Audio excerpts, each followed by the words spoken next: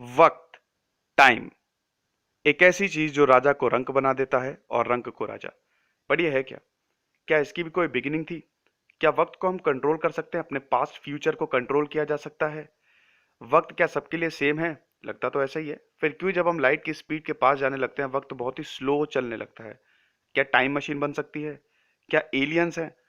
Universe कैसे बना? कहाँ पे ये खत्म होगा? पिरामिड्स की हिस्ट्री क्या है? फिजिक्स क्या है? हम कहाँ पे जाके रुकेंगे? और किस तरह से ये जो आज की इन्वेंशंस हो रही है ये ऑलरेडी हजार साल पहले, करोड़, 10 हजारों साल पहले माइथोलॉजीज में लिखी जा चुकी हैं। ये सारे के सारे जवाब आज हम जानेंगे। आशा करता हूं आप सब बहुत अच्छे होंगे। स्टडी आईक्यू पे आपका बहुत बहुत स्वागत है। मेरा नाम है सिद्धांत अग्निहोत्री। देखिए, ये बहुत ही मिराकुलस लेक्चर होने वाला है क्योंकि इसमें कुछ आपको ऐसी हैरत अंगेज बातें जानने को मिलेंगी जो आपने कभी सुनी नहीं होंगी और आप अचंभे में पढ़ने वाले हैं। क्योंकि हम स्टीफन हॉकिंग जो one of the greatest scientist हैं हमारे एरा के, इस समय कैम्ब्रिज, इंग्लैंड कैम्ब्रिज में है, हेड है अपने डिपार्टमेंट के, फिजिक्स डिपार्टमेंट के। उनकी best seller book a brief history of time का रिव्यू करने जा रहे हैं। टाइम की बहुत ज्यादा बात होगी, वक्त बहुत कम है, इसलिए सीधे अपने मुद्दे पे आएंगे। देखिए, ये पार्ट वन है, 2 पार्ट में ये होगा। और पार्ट वन मैं लेके आ रहा हूँ, पार्ट टू बहुत जल्द अवेलेबल होगा, इंग्लिश वर्जन भी बहुत जल्द अवेलेबल होगा। आप देख सकते हैं स्क्रीन पे, Stephen Hawking basically half paralysed है। वो बेसिकली वो एक डिजीज से सफर कर रहे हैं जिसको कहते हैं मोटर न्यूरॉन डिजीज। ये एक तरह का ब्रेन डिजीज होता है जिसकी वजह से आपकी आधी बॉडी होती है वो पैरालाइज्ड हो जाती है। आपको आधा पैरालिसिस हो जाता है, आपकी आधी बॉडी काम नहीं करती है। तो अब अगर तो अब आप ये सोचेंगे कि अगर उनकी बॉडी काम नहीं करती है तो कैसे वो बुक्स लिखते हैं, कैसे वो लेक्चर्स देते हैं यूनिवर्सिटीज में जाके? वो ऐसे देते हैं कि आप उनकी व्हीलचेयर देख रहे हैं, करोड़ों की है ये। इनकी व्हीलचेयर पे एक एलईडी स्क्रीन लगी हुई है, एक स्क्रीन लगी हुई है, कंप्यूटर स्क्रीन, और इनके हाथ में कीपैड होता है। तो वो जो भी सोचते हैं उस कीपैड पे टाइप करते हैं और वो स्क्रीन पे लिख जाता है। तो इस ऐसे उनकी बातों को डिकोड किया जाता है। ठीक है, ये सारी चीजें जानेंगे, हाइलाइट्स हैं ये। फिजिक्स को जानेंगे, क्या है फिजिक्स, क्लासिकल फिजिक्स से लेके क्वांटम फिजिक्स तक, और किस तरह से यूनिवर्स बना, बिग बैंग थ्योरी, और भी थ्योरीज हम देखेंगे क्या है। ब्लैक होल्स, स्पेस टाइम क्या है, सबसे इंटरेस्टिंग चीज ब्लैक होल्स और स्पेस टाइम है। इनको बहुत ही गहराई से जानेंगे, बहुत ही कायदे से देखेंगे कि ये सारी चीजें हैं क्या, और किस तरह से टाइम जो होता है वो यहाँ पे बहुत ही स्लो चलने लगता है। फिर फाइनली जो स्टीफन हॉकिंग का ड्रीम है, द थ्योरी ऑफ एवरीथिंग। देखिए, इस समय जितने भी साइंटिस्ट है वर्ल्ड में, वो ये चाह रहे हैं कि कोई एक ऐसी थ्योरी हमको मिल जाए जिसकी वजह से सारे आंसर मिल जाए। अभी आप इतनी सारी चीजें स्टडी करते हैं ना, कितना अच्छा रहेगा कि सिर्फ एक ही सब्जेक्ट, एक ही थ्योरी आपको पढ़नी पड़े जो पूरी के पूरे यूनिवर्स को समझा सके। लेकिन देखेंगे कि क्या ऐसी थ्योरी अभी तक बन पाई है या आगे बन पाएगी। और फाइनली देखिए, कुछ चीजें क्या होता है कि ये दुनिया जो है ना बड़ी, इसकी अगर आप हिस्ट्री देखें, हिस्ट्री में जाए तो बड़ा ही मतलब बहुत ही क्या कहते हैं, दुखों से उभर गई आई है। लेकिन फिर भी 3 चीजें ऐसी हैं जिसने इस पूरी दुनिया को बदल दिया। सबसे पहली चीज थी इलेक्ट्रिसिटी। जब इस दुनिया में इलेक्ट्रिसिटी आई थी तो ये दुनिया रेवोल्यूशनराइज हो गई थी। दूसरी आज की एज है नेटवर्किंग। आप देख ही रहे हैं कि बिना नेटवर्क के कुछ पॉसिबल ही नहीं हो पा रहा है। नेटवर्क के थ्रू मैं आपको लेक्चर दे रहा हूँ, आप सुन रहे हैं। तो नेटवर्किंग है दूसरी है जो कि एक दुनिया को अलग ही लेवल पे ले गई है। और फ्यूचर जो आने वाली एज है वो है नैनो टेक्नोलॉजी, जो कि आ भी गई है। ये क्या होती है, और मॉडर्न फिजिक्स और मिराकुलस फिजिक्स कौन कौन सी होती है वो भी देखेंगे। आगे बढ़ते हैं। कुछ फैक्ट्स हैं, आप चाहें तो स्क्रीनशॉट ले सकते हैं या फिर वीडियो को पॉज करके इसको लिख लें। स्टीफन हॉकिंग के बारे में है। 1942 में ऑक्सफोर्ड स्ट्रीट, इंग्लैंड में इनका जन्म हुआ था, यूनाइटेड किंगडम में, आपको पता ही है। नेशनैलिटी ब्रिटिशर्स है, साइंटिस्ट हैं। ये सारी चीज़ें हैं, आप लिख सकते हैं चाहें तो इसको पॉज करके। देखिए, सबसे पहली बात तो ये है कि हम स्टीफन हॉकिंग की ऑटोबायोग्राफी का रिव्यू नहीं कर रहे हैं, तो हम उनके बारे में बहुत ही कम जानेंगे। अगर आपको स्टीफन हॉकिंग के बारे में ज़्यादा जानना है तो उनकी बेहतरीन movie the theory of everything ज़रूर देखें। ऑस्कर विनिंग मूवी है, एडी रेडमैन है उसमें हीरो। उसमें पूरी की पूरी इनकी लाइफ, इनकी कॉलेज लाइफ दिखाई गई है। 1942 में इनका जन्म होता है।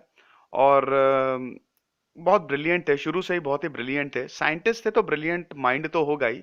अपने आप पे बहुत ही मेहनत की। आप सोच सकते हैं कि एक ऐसा इंसान जिसको आधा, जो चल भी नहीं सकता है, अभी तो बड़े साइंटिस्ट है इसलिए हमको ऐसा लग रहा है, लेकिन उस समय सोचिए कितना मुश्किल रहा होगा कि कोई इंसान चल भी नहीं सकता है, पैरालिसिस हो गया उसका, वो तो टूट गया होगा, और डॉक्टर ने ये तक कह दिया था कि ये ज्यादा से ज्यादा 1-2 महीने तक जिंदा रह पाएंगे।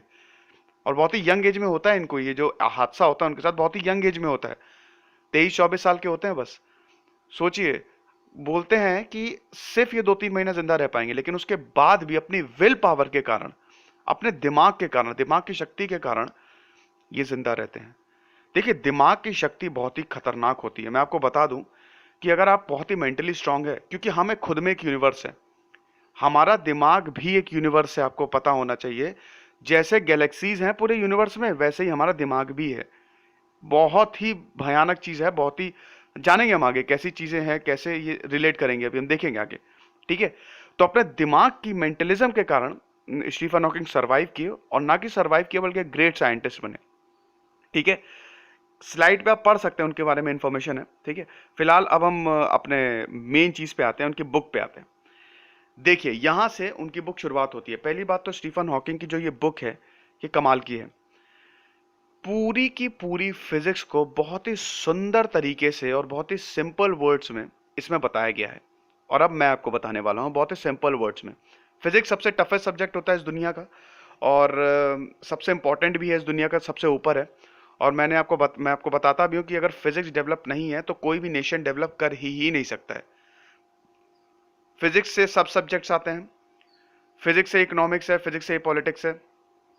किसी देश की टेक्नोलॉजी डेवलप है तो वो देश डेवलप करेगा, और टेक्नोलॉजी फिजिक्स से डेवलप होती है। ठीक है, तो फिजिक्स देखेंगे क्या है। देखिए, कुछ महान साइंटिस्ट हैं जिनको भगवान की तस्वीरों के साथ अगर लगाएं तो कुछ बुरा नहीं होगा। फिर Michael Faraday, Tesla, Einstein, Newton, जिसमें सबसे बेहतरीन और सबसे कमाल के दो साइंटिस्ट हैं वो है माइकल फेराडे और टेस्ला। टेस्ला इसलिए बहुत ही महान है क्योंकि उन्होंने पूरी दुनिया को इलेक्ट्रिसिटी दे दी। और सबसे बड़ी बात ये होती है इन महान साइंटिस्टों की कि मैक्सिमम जो साइंटिस्ट, जब हम उनकी स्टोरी पढ़ेंगे तो उनके मरने के बाद उनकी थ्योरीज बहुत ज़्यादा पॉपुलर होती हैं। तो टेस्ला ने, आपको पता है कि हमारे घर में अल्टरनेटिंग करंट आता है, वो टेस्ला ने दिया। और पूरी दुनिया में ही आज अल्टरनेटिंग करंट चल रहा है। अगर टेस्ला ना होते तो हमारे पास बिजली ना होती, आप घर पे बैठ के आराम से पंखे में या बिजली में लेक्चर नहीं सुन रहे होते, मैं आपको लेक्चर नहीं दे पा रहा होता, वेव्स नहीं ट्रैवल कर रही होती। माइकल फेराडे ने कंबाइन कर दिया मैग्नेटिज्म और इलेक्ट्रिसिटी को, उनकी जो 4 इक्वेशंस उन्होंने दी थी। अब उतनी तो हम डीप में बात नहीं कर पाएंगे। तो ये कुछ बहुत बड़े जीनियस हैं। और आपको पता है, एक बहुत इंटरेस्टिंग चीज मैं आपको बताता हूं। माइकल फेराडे पढ़े लिखे नहीं थे। क्या विश्वास करेंगे, एक ऐसा इंसान जिसने इतनी महान महान इक्वेशंस दी, इतनी महान महान थ्योरीज दी, वो पढ़ा लिखा नहीं था। कमाल है ना। बहुत ही गरीब घर के थे, और कांच की फैक्ट्री में काम करते थे। 7th क्लास से ही वो, उन्होंने स्कूल से मतलब उनको हटा दिया गया था, क्योंकि वो बहुत ही मतलब, आपने तारे जमी पे देखी होगी तो उसमें उसको डिसलेक्सिया होता है, उसी तरह का इनको था, पढ़ने लिखने में बहुत दिक्कत होती थी। लेकिन फिर क्या कहते हैं कि चीजें बदली, और हम माइकल फेराडे और टेस्ला के बारे में भी आपको बताएंगे एक दिन, जरूर उनके बारे में रिव्यू करेंगे। और वो बहुत महान साइंटिस्ट बन गए। माइकल फेराडे, आपको पता ही होगा कि उनकी वजह से तो हमारा ट्रांसफार्मर काम करता है, और पूरा इलेक्ट्रिसिटी बेसिकली उन्हीं की वजह से है। और उसको एक स्टेप आगे लेके गए टेस्ला। ठीक है, अब फिजिक्स क्या है, फिजिक्स फिजिक्स के बारे में जानते हैं। देखिए, फिजिक्स क्या होती है ना, स्टडी ऑफ यूनिवर्स। यूनिवर्स क्या होता है, मैटर। मैटर क्या होता है, इलेक्ट्रॉन प्रोटॉन्स, बस। इलेक्ट्रॉन प्रोटॉन की जो स्टडी होती है उसको हम कहते हैं फिजिक्स। मतलब क्या हुआ, देखिए आजकल क्या होता है, जितने भी साइंटिस्ट हैं वो बस एक चीज में लगे हुए हैं कि किसी तरह हमको इलेक्ट्रॉन की डेफिनेट पोजीशन मिल जाए। क्योंकि इलेक्ट्रॉन इतनी तेज भागता है, हम उसकी डेफिनेट पोजीशन को क्या कहते हैं, असाइन नहीं कर सकते। अब अगर उसकी डेफिनेट पोजीशन असाइन नहीं होती तो फिर हम कैलकुलेट कैसे करते हैं, हम प्रोबेबिलिटी निकालते हैं। हम सोचते हैं कि इस रीजन में सबसे ज्यादा प्रोबेबिलिटी है कि इलेक्ट्रॉन यहाँ पे होगा। जैसे मान लीजिए कि आप इंसान हैं, आप इंसान तो मान, कह लीजिए आप ही हैं। तो आप एक शहर में भाग रहे हैं, बहुत तेज भाग रहे हैं, आपको पकड़ना नामुमकिन है, तो पुलिस ने क्या किया, प्रोबेबिलिटीज निकाल ली कि इस लोकेशन पे, इस लोकेशन पे, इस लोकेशन पे ये लड़का हो सकता है। तो हम ऐसे ही प्रोबेबिलिटीज निकालते हैं, और वहां से उनकी एनर्जी को कैलकुलेट किया जाता है। और इसी से पूरी, इसी पे ही आज की पूरी फिजिक्स, जो आप एंड्रॉयड फोन यूज कर रहे हैं, जो आप टीवी देख रहे हैं, जो आप डिजिटल चैनल है, वो सब इसी पे ही पूरा का पूरा बेस्ड है। इसी से ही एनर्जी निकलती है, और इसकी अप्लाइड ब्रांच को हम इंजीनियरिंग कहते हैं। अगर इलेक्ट्रॉन की एग्जैक्ट पोजीशन निकल जाती है, जो जो कि मैक्सिमम साइंटिस्ट आज कोशिश कर रहे हैं, तो हम भगवान को पालेंगे। हाँ बिल्कुल, कुछ भी हो सकता है, फिर तो हम कुछ भी कर सकते हैं, क्योंकि जैसे ही इलेक्ट्रॉन की एग्जैक्ट पोजीशन, इलेक्ट्रॉन के पास करोड़ों अरबों का खजाना है ना, उसकी एग्जैक्ट पोजीशन अगर पता लग गई तो उस खजाने को हम लूट सकते हैं। उसकी एनर्जी पता लग सकती है, उसकी पोटेंशियल पता लग सकती है, बहुत सारी चीजें पता लग सकती हैं, है ना। तो ये फिजिक्स होती है। अब देखिए, फिजिक्स तो वैसे तो दो चीजों में डिवाइडेड है, एक है क्लासिकल फिजिक्स और एक है मॉडर्न फिजिक्स। क्लासिकल फिजिक्स जैसे जो 11 ट्वेल्थ में अक्सर बच्चों को पढ़ाई जाती है, वो क्लासिकल है, न्यूटन्स के लॉज हो गए, मैकेनिक्स, इलेक्ट्रिसिटी। क्वांटम फिजिक्स जो मैंने आपको अभी बताई, ये पार्टिकल की स्टडी होती है। पार्टिकल की स्टडी कैसे होती है, उसकी पोजीशन को डिटरमाइन करिए और उसकी एनर्जी निकालिए, यही है क्वांटम फिजिक्स। बहुत ही बेसिक है, इतना कोई खास टफ नहीं है। अब एक मैं आपको इंटरेस्टिंग चीज बताता हूं कि क्लासिकल और मॉडर्न फिजिक्स में सबसे बड़ा फर्क क्या होता है। क्लासिकल फिजिक्स ये कहती है कि जैसे आपके पास बॉल है, आपने दीवार पे मारी, वो रिबाउंड होकर आपके पास वापस आएगी। क्वांटम फिजिक्स ये कहती है कि 100% में से 0.001% प्रोबेबिलिटी होगी कि वो बॉल दीवार को पार कर जाए। मतलब क्वांटम फिजिक्स में वो दीवार, आपकी ठोस दीवार जो होती है सीमेंट की, उसको पार कर सकती है। क्यों पार कर सकती है? क्योंकि हम क्वांटम फिजिक्स में वेव फंक्शंस की बात करते हैं। अब ये वेव फंक्शंस क्या होता है भैया? जैसे आपके साथ आपका सरनेम है, वैसे ही इलेक्ट्रॉन के साथ उसका वेव फंक्शन है। हम वेव फंक्शन से ही वेव फंक्शन की वैल्यू निकालते हैं, वेव फंक्शन को सॉल्व किया जाता है। इक्वेशंस होती हैं, है ना। क्वांटम फिजिक्स में इक्वेशंस को सॉल्व करते हैं, जिसको हम स्क्रोडिंगर इक्वेशन कहते हैं, है ना। और उस इक्वेशन को सॉल्व करके हम उसका वेव फंक्शन निकालते हैं। और जब वेव फंक्शन निकल जाता है, तब हमको सारी की सारी जो इंफॉर्मेशन है, वो इलेक्ट्रॉन के बारे में पता चल जाती है। आधार कार्ड आप कह सकते हैं, इलेक्ट्रॉन का आधार कार्ड वेव फंक्शन होता है उसका, सारी इंफॉर्मेशन उसी में स्टोर होती है। तो ये क्वांटम फिजिक्स है। खैर, अब इसमें तो डीप हम नहीं जाएंगे। तो अब उसके बाद आइंस्टीन आए। अच्छा, आइंस्टीन का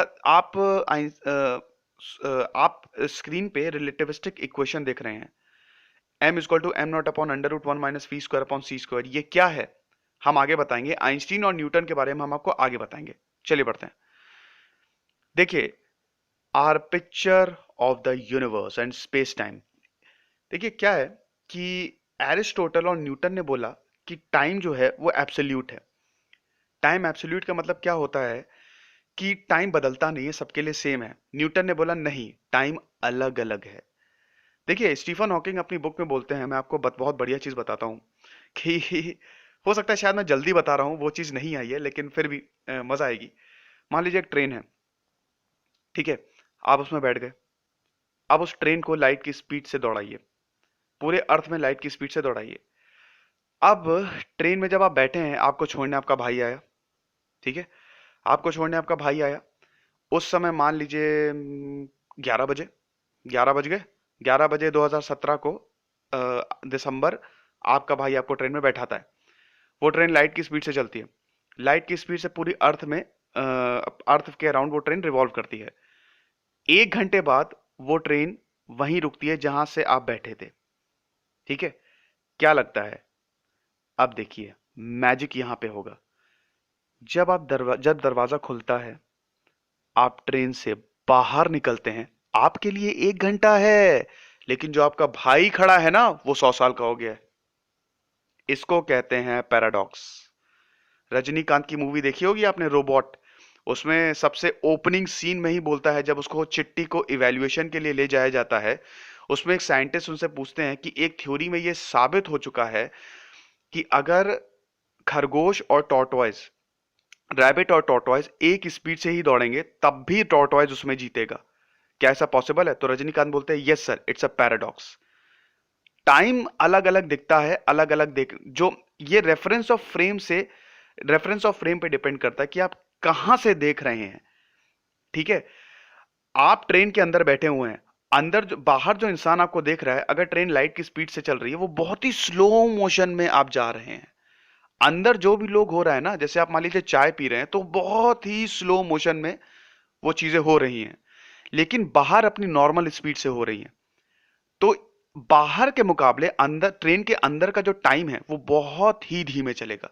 आप खुद सोचिए कि मान लीजिए कि आप क्या करते हैं कि आप बाथरूम जाने के लिए ट्रेन से उठते हैं, आप टॉयलेट की तरफ जाते हैं, चलते हैं आप बेसिकली ट्रेन के अंदर। तो अगर मैं आपकी स्पीड और ट्रेन की स्पीड को जोड़ दूं तो आप तो ट्रेन की स्पीड से आगे निकल जाने चाहिए ना। लेकिन ऐसा नहीं होता है क्योंकि फिजिक्स के लॉज रोक देते हैं, भौतिक के नियम इसको रोक देते हैं और टाइम अपने आप को बैलेंस करता है, इसलिए वक्त बहुत स्लो चलता है ट्रेन के अंदर। हो सकता है थोड़ा सा समझने में प्रॉब्लम हो, आप सामने होते, मैं अपने स्टूडेंट्स को जब भी ये समझाता हूं तो बहुत इस पे क्वेश्चंस पुट अप करते हैं, इस पे हम और भी आगे बात करेंगे।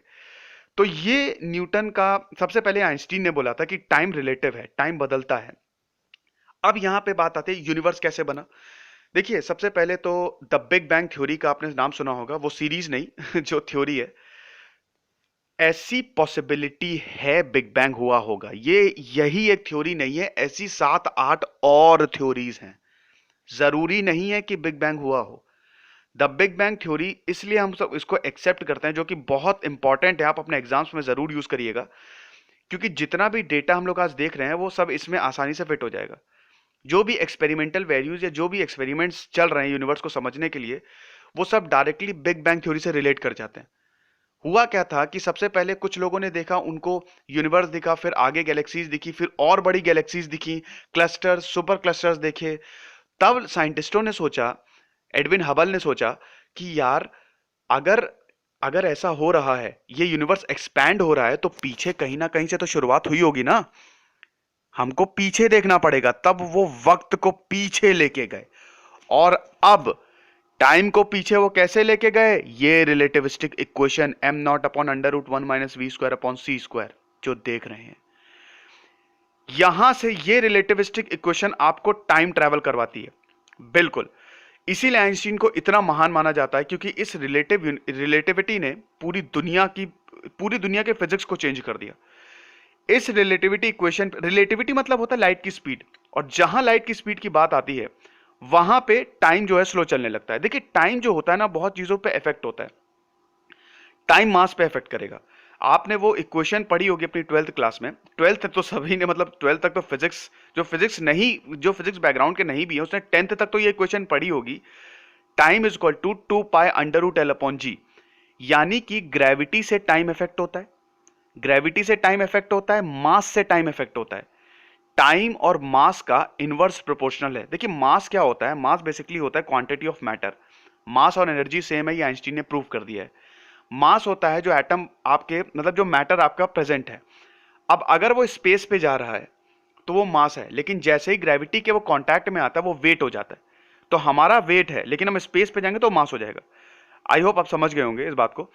तो मास से टाइम इफेक्ट पड़ता है। कैसे इफेक्ट करता है कि पिरामिड, आप पिरामिड के पास जाइए, पिरामिड में जब आप बहुत दूर से खड़े होकर देखेंगे ना, वहां पे लोगों को तो बहुत ही स्लो मोशन में आपको चलते हुए दिखाई देंगे, क्योंकि जहां जितना ज्यादा मास होगा वहां पे टाइम स्लो चलता है, वक्त थोड़ा सा धीमे चलता है, क्योंकि रिलेशन इनवर्स होता है टाइम और मास में, है ना। ऐसे ही टाइम ग्रेविटी से इफेक्ट होता है। वक्त, देखिए वक्त पता तो है, क्या वक्त को कोई डिफाइन नहीं कर सकता, पहली बात तो ये एग्जैक्ट डेफिनेशन हमारे पास नहीं है टाइम की, और टाइम को स्पेस से डिफाइन किया जाता है, ठीक है।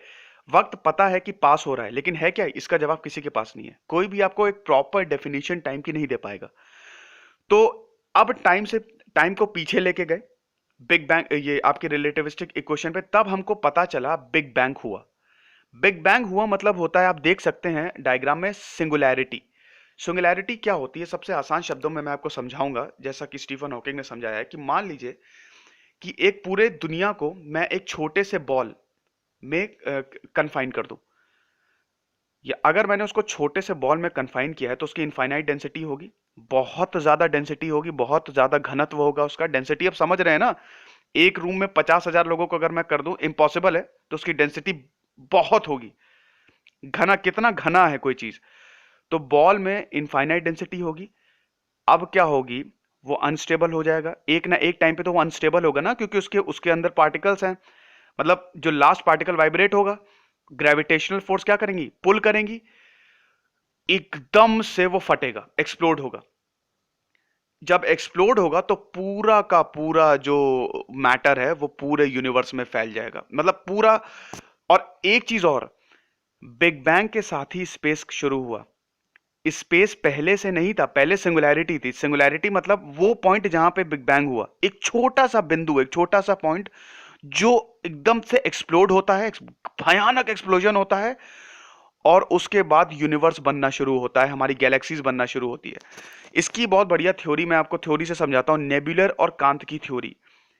नेबुलर और कांत की, लैपलास की थ्योरी ये बोलती है कि क्या हुआ था कि ग्रेविटेशनल फोर्स क्या हुई, अनस्टेबल हुई, अट्रैक्ट करना शुरू हुआ, सेंटर में डिस्क बनी, वो डिस्क ने जबरदस्त रोटेशन किया, एंगुलर मोमेंटम कंजर्व हुआ, भयानक एक्सप्लोजन हुआ, और पूरा का पूरा वेस्ट जो है वो फैल गया। वो वेस्ट क्या है? वो वेस्ट है आपके प्लैनेट्स, वो वेस्ट है आपके एस्टेरॉइड्स, वो वेस्ट है आपकी गैलेक्सीज। जैसे बम फटता है ना, उसके वेस्टेज जो टुकड़े इधर उधर फैल जाते हैं, वैसे ही सिंगुलैरिटी में भी उस छोटे से बिंदु में एक्सप्लोड होता है। जैसे ही एक्सप्लोजन हुआ, टाइम बना, टाइम बनना शुरू हुआ, सेकेंड्स के 1/10 भाग में टाइम बना। उसके कुछ साल बाद, कुछ समय बाद, आपकी आपके मतलब कुछ सेकेंड्स बाद आपके इलेक्ट्रॉन्स प्रोटॉन्स बने, उसके बाद गैलेक्सीज बनी। ये अब देख सकते हैं, आप डायग्राम में देख सकते हैं कि टाइम की क्या डायमेंशन, मतलब किस तरह से, कैसे ये प्रोग्रेस हो रहा है ना। और 13.7 बिलियन साल पहले की ये बात है जब बिग बैंग थ्योरी हुई। लेकिन ये एक पॉसिबिलिटी है। बिग बैंग थ्योरी ये कह रहा है कि हर कुछ एक्सपैंड कर रहा है, यूनिवर्स एक्सपैंड कर रही है, और वो करती जा रही है, करती जा रही है, करती जा रही है। लेकिन कहीं ना कहीं तो वो रुकेगी ना, कहीं ना कहीं तो रुकनी चाहिए उसको, है कि नहीं? जब ये रुकेगी कहीं ना कहीं, तो क्या होगा? Big crunch. बिग क्रंच का मतलब होता है, पहले बिग बैंग हुआ, मतलब यूनिवर्स वापस पूरा का पूरा एक्सपैंड कर रहा है, लेकिन एक टाइम पे आप देख सकते हैं ग्राफ में, पूरा का पूरा पहले एक्सपैंड किया और उसके बाद वो कॉन्ट्रैक्ट करना शुरू होगा। ग्रेविटेशनल फोर्सेस क्या करेंगी? ग्रेविटेशनल फोर्सेस अट्रैक्ट करती हैं, आपको पता होगा। वो पार्टिकल्स को क्या करेंगे? अट्रैक्ट करना शुरू करेंगी। सारी चीजें कॉन्ट्रैक्ट करनी शुरू होगी और वापस से फिर सिंगुलैरिटी आ जाएगी। उसके बाद फिर बिग क्रंच होगा, फिर सिंगुलैरिटी, फिर बिग क्रंच, सॉरी, फिर big bang, big crunch, big bang, big crunch, big bang, big crunch, यही होता रहेगा। इसको कहते हैं ऑसिलेटिंग यूनिवर्स, ऑसिलेटिंग थ्योरी कहते हैं। ऐसे ही और भी थ्योरी हैं, इन्फ्लेशन थ्योरी है, और सिमुलेशन थ्योरी कमाल की है। उसमें यह बोला जाता है कि एक्चुअली ये सब बकवास है, बिग बैंग कुछ नहीं हुआ। एक कोई इंसान है, कोई भगवान है, और वो कंप्यूटर में हम लोग को चला रहा है, हम लोग उसके अधीन है। आपने मैट्रिक्स देखी होगी, उसी तरह का कुछ है। हम लोग को पता भी नहीं है ये सारी चीजें क्या हो रही हैं, वही वही वहीं पे ही वो इंसान कंप्यूटर से हम लोग को ऑपरेट कर रहा है, और हम लोग को कुछ नहीं पता है। वेल, ऐसा तो वैसे तो ये थ्योरी इतना सच्चाई इसमें नहीं लगती है, लेकिन क्या पता भाई, थ्योरीज हैं अपनी अपनी। Mostly accepted big bang theory है, ठीक है, जो कि मैंने आपको अभी बताया। बिग बैंग क्या है कि बिग बैंग सिंगुलैरिटी से जनरेट होती है, एक्सप्लोजन होता है, प्लैनेट्स स्टार्स बनते हैं। ग्रेविटेशनल, यहाँ पे ग्रेविटेशन की वजह से, ग्रेविटेशनल इफेक्ट्स की वजह से आपका बिग बैंग होता है, जो कि हाईली अनस्टेबल हो जाती है, और यही एक टाइम पे कोलैप्स भी करती है। देखिए, जब एक स्टार बनता है, जब कोई भी चीज बनती है, जो कोई सेलेस्टियल बॉडी बनती है, स्टार्स हो गए, प्लैनेट्स हो गए, तो कभी ना कभी वो कोलैप्स भी होती है। बिग बैंग में क्या हुआ कि जब बिग बैंग हुआ, नाम ही है ना बिग बैंग, जब बिग बैंग हुआ तो पहले अर्थ बहुत गर्म था, बहुत गर्म था। उसके बाद वो ठंडा होता है, और जब ठंडा होता है तब एटमॉस्फेयर बनता है। आपको पता है ना कि हमारे अर्थ में एटमॉस्फेयर है, क्यों है?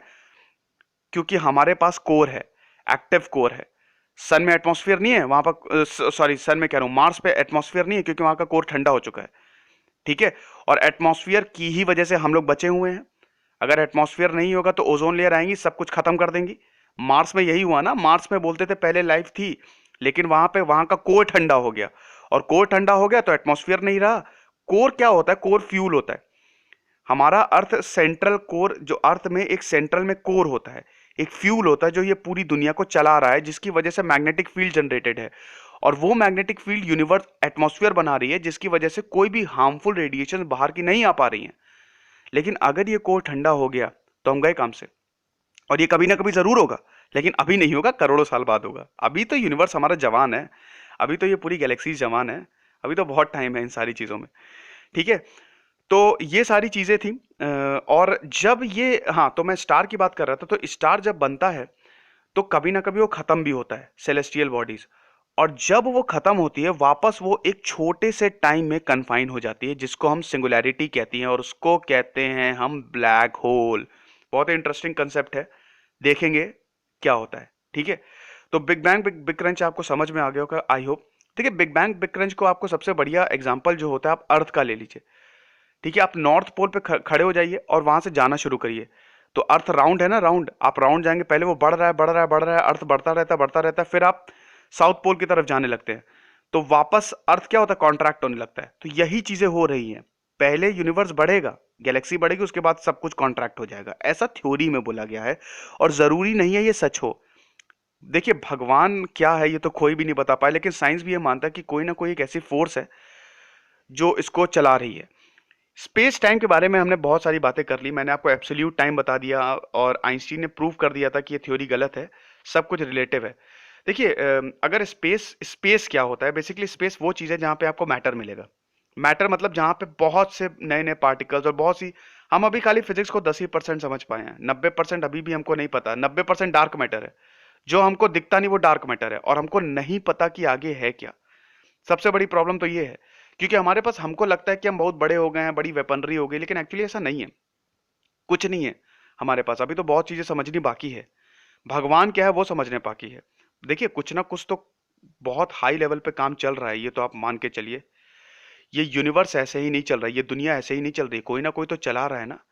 अरे, आप एक चीज सोचिए, हर एक छोटी से छोटी चीज का मैकेनिज्म है यहाँ पे। कोई इंसान, कोई अगर जानवर मरता है, वो डिकम्पोज हो जाता है, वापस यूनिवर्स में मिल जाता है। हर एक छोटी सी छोटी चीज का मैकेनिज्म है, हमारे डाइजेस्टिव सिस्टम का मैकेनिज्म है, हमारी बॉडी का मैकेनिज्म है। तो कुछ ना कुछ तो गड़बड़ है। भगवान तो है ना कहीं, ऐसे तो हो नहीं रही ये सारी चीजें। तो स्पेस और टाइम को हम एक साथ लेके चलते हैं। देखिए, आप अर्थ पे क्या होता है कि अगर आपको किसी भी चीज को लोकेट करना है, तो आप क्या उसके कोऑर्डिनेट्स जानते हैं, एक्स वाई जेड। 3 डायमेंशन होते हैं ना, लेकिन स्पेस पे टाइम भी हम लोग लेते हैं 4 डायमेंशन। इस टाइम जो होता है वो 4th डायमेंशन होता है ना। स्पेस टाइम इसीलिए बोला जाता है, दोनों को साथ में लिया जाता है। स्पेस टाइम को मिला दिया आइंस्टीन ने।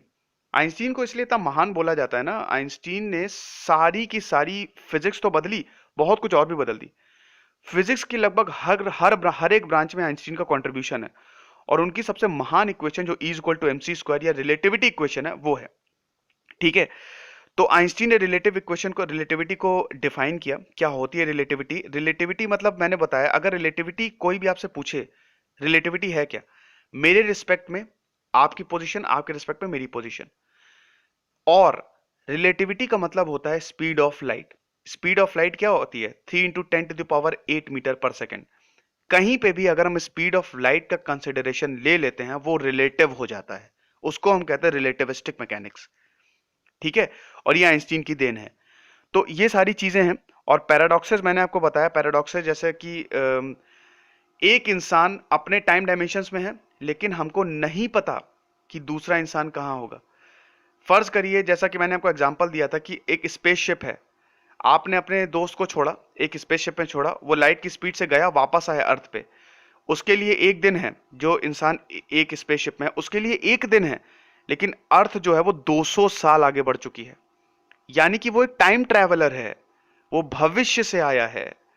आप समझ रहे हैं मेरी बात को? ये टाइम मशीन है। आप जैसे जैसे लाइट की स्पीड के पास जाएंगे, वक्त बहुत स्लो चलने लगता है। फिजिक्स के लॉज यही कहते हैं।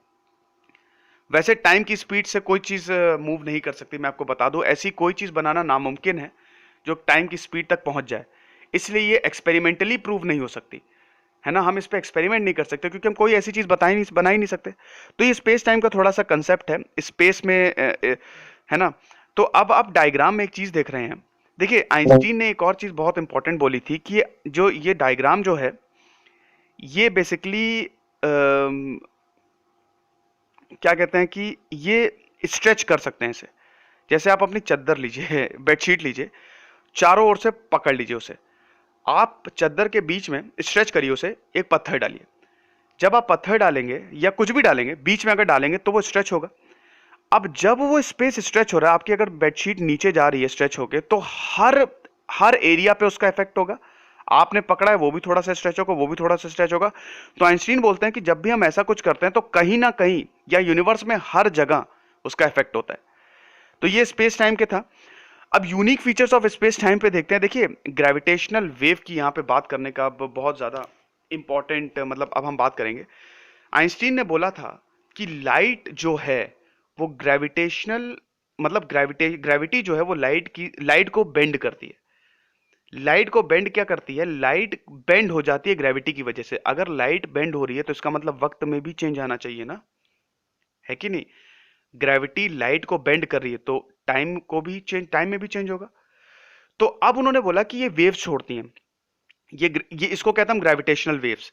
ग्रेविटेशनल वेव्स होती है, जैसे कि समुद्र की वेव होती है वैसे ही स्पेस में भी ग्रेविटेशनल वेव होती है। और अभी आपको पता ही होगा लीगो ग्रेविटेशनल वेव डिटेक्टर जो है वो हमारे इंडिया में भी सेटअप हुई है और पूरे वर्ल्ड ग्रेविटेशनल वेव को डिटेक्ट कर रहा है कि क्या ऐसा है। ऐसा है, वैसे एक्चुअली सच में ऐसा होता है। और ग्रेविटेशनल वेव छोड़ी जाती है तो इसकी वजह से क्या होता है कि टाइम में बहुत जबरदस्त फर्क आता है और हम स्पेस टाइम के डायमेंशंस में फ्यूचर और पास्ट को डिफाइन कर सकते हैं। मतलब हम फ्यूचर और पास्ट तक को कंट्रोल कर सकते हैं। इसका सबसे बेहतरीन एग्जांपल है, इसमें हम टाइम कोन्स बनाते हैं। ठीक है, आप देख सकते हैं स्क्रीन पे एक कोन बना हुआ है। ये बेसिकली होता क्या है, ये आपके ग्रेविटेशनल वेव से बनाया जाता है। फर्ज करिए कि मान लीजिए अभी सूरज जो है हमारा खत्म हो गया, सूरज हमारा काम करना बंद कर दिया, तो क्या लगता है आपको अभी पता चलेगा? सूरज बुझ गया, बिल्कुल डार्क।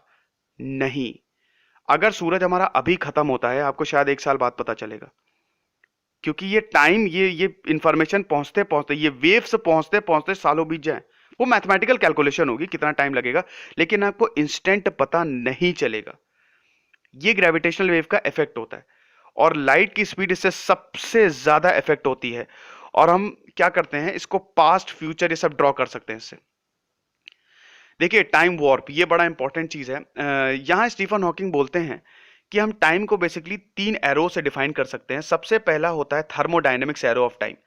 ये वो टाइम होता है, ये वो डायरेक्शन होता है जिसमें जो डिसऑर्डर होता है वो इंक्रीज होता है। डिसऑर्डर मतलब ये होता है कि मान लीजिए कि कप है आपका, ठीक है, आपके कप टेबल पे रखा हुआ है, वो गिरता है, टूट जाता है, डिसऑर्डर हो गया, है ना? मतलब कप टूट गया ना तो उसके मॉलिक्यूल्स बिखर गए, डिसऑर्डर बढ़े तो एंट्रोपी बढ़ी। ये सेकंड लॉ ऑफ थर्मोडायनेमिक्स है, एंट्रोपी डिसऑर्डर से रिलेटेड है। एंट्रोपी क्या होती है? एनर्जी, एक तरह से आप बोल सकते हैं। तो ये थर्मोडायनेमिक के लॉज ये बोलते हैं कि जितनी ज्यादा एंट्रोपी होगी उतनी ज्यादा डिसऑर्डरनेस होगी। तो वही वो बता रहे हैं। दूसरी चीज वो बताते हैं कि एक साइकोलॉजिकल एरो होता है जो ये बोलता है कि हमको पता तो है टाइम पास हो रहा है, लेकिन क्या है हमको ये नहीं पता।